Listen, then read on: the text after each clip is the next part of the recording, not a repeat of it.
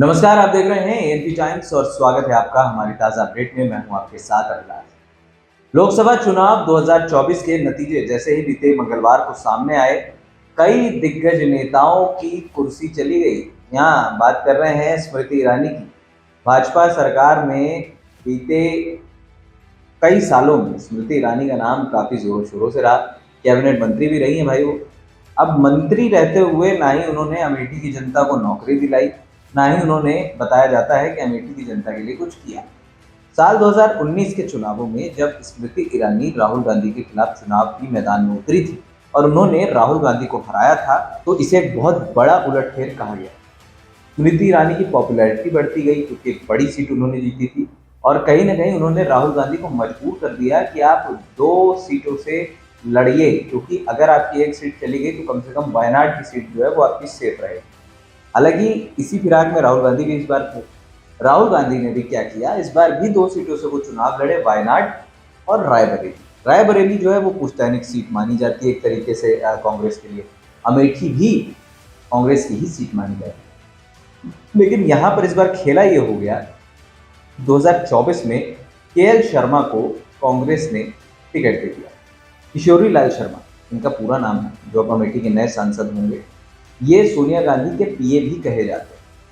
अब यहाँ पर या तो स्मृति ईरानी ओवर कॉन्फिडेंट हो गई या Bharatiya Janata party over confident हो गई कि अमेठी का चुनाव तो हमारा निकला हुआ है। लेकिन ऐसा हुआ नहीं।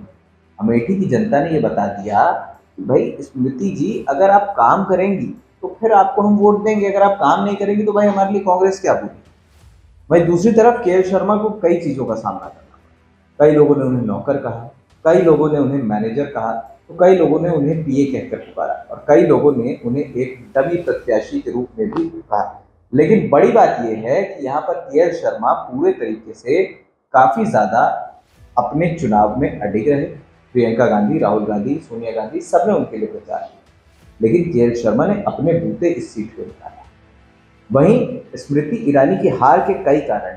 स्मृति ईरानी के हार के कारण सबसे पहले तो ये है कि जब वो मंत्री पद रहते हुए उनके पास, उन्होंने अपनी जनता के लिए कुछ नहीं किया। रोजगार एक अहम मुद्दा था उत्तर प्रदेश में, हमने देखा, वहाँ पर उन्होंने कुछ नहीं किया। अमेठी में जो कहते हैं ना कि पालतू जानवरों या यूं कहें कि जो जानवरों की जो एक समस्या रहती है, जो खुले बेबाक रहते हैं, वहाँ पर क्या डिसीजन स्मृति ईरानी लेती थी, उन्होंने उसके लिए भी कुछ नहीं किया। साथ ही स्मृति ईरानी से जो सबसे बड़ी उम्मीद थी कि भाई वहाँ पे वो कई फैक्ट्रीज लाएंगी, रोजगार के मुद्दे रखेंगी। 2019 में तो उन्होंने बड़े बड़े वायदे किए, लेकिन अब वो भी हार गई। अब इस हार का कारण पहले भी कई पत्रकार बता चुके थे और हमने भी आपको अपनी पिछली कई रिपोर्ट्स में बताया था कि कहीं ना कहीं स्मृति ईरानी के लिए इस बार अमेठी का चुनाव फंस सकता है, क्योंकि स्मृति ईरानी पिछले 5 सालों में अपने क्षेत्र में एक भी काम ऐसा नहीं है जो वो गिनाने में सफल रही हैं। अब चुनाव हारने के बाद वो कह रही हैं कि मुझे गाँव में जा जाके बात करने का सम्मान मिला, मैंने गाँवों की बात सुनी, मैंने बड़ा अच्छा काम किया। अरे अगर आप हर गाँव में गई होती मैडम, तो आपको अमेठी की जनता थोड़े वहाँ से भगा देती कि भैया आप निकलिए। केएल शर्मा को अगर मौका दिया है अमेठी की जनता ने, तो कुछ सोच समझ के दिया होगा। एक सांसद चुना जाना और एक कैबिनेट मंत्री कहलाना, इस दोनों बातों में बड़ा फर्क है। एक सांसद से तो हम ये उम्मीद करते हैं कि चलिए अगर रूलिंग पार्टी है तो वो अगर फंड ले आए तो वेल एंड गुड, नहीं तो फिर अगली बार 5 साल बाद तो बदलने का मौका है ही। लेकिन आपके पास तो मौका था, आप कैबिनेट मंत्री भी थी, आप चाहती तो रोजगार के कई ऐसे मुद्दे थे जो पैदा कर सकते थे।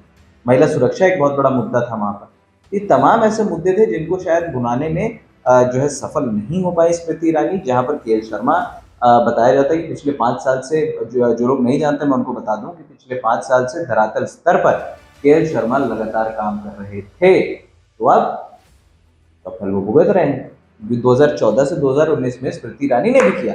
स्मृति ईरानी हर जगह कोने कोने में जाके अमेठी में उन्होंने अपने लिए चुनाव प्रचार किया, क्षेत्र में रही और डटी रही। लेकिन 2019 के बाद वो भी गायब और अब उनकी भी कुर्सी तय। देखना होगा केएल शर्मा किस तरीके से अब आने वाले समय में अमेठी को चलाएंगे। फिलहाल इस खास रिपोर्ट में इतना ही। हमें दे दीजिए इजाजत और हाँ, हमारे चैनल एएनपी टाइम्स को सब्सक्राइब करना मत भूलिएगा। नमस्कार।